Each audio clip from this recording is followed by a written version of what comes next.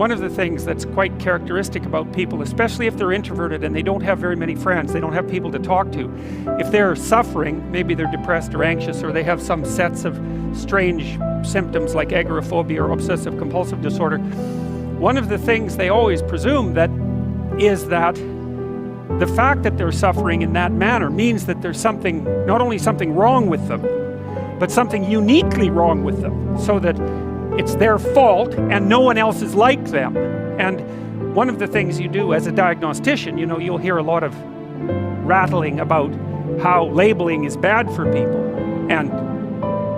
certainly mislabeling is bad for people, and even an accurate label can be a box that you can't get out of. But it's very, very frequently the case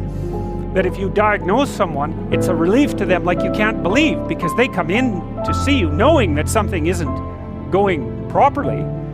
but they think, well, they're the only person facing it, and that means they're idiosyncratically strange in some incomprehensible way that no one else could possibly understand, and there's no way they could ever get better. And one of the things you do is point out to them is like, yeah,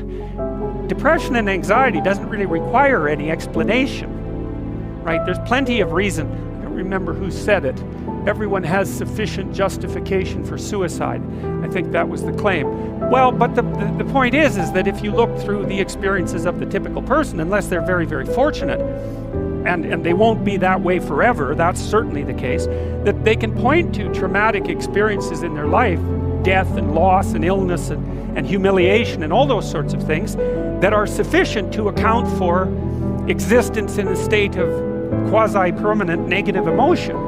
Now, often if you see, as I said, if you see people who are depressed and anxious by nature, they assume that everyone else is the smiling face that you see on Facebook, and so that alienates them from other people and themselves even more than certainly far more than necessary. And part of the psychoeducation that goes along with therapy is merely educating people to understand that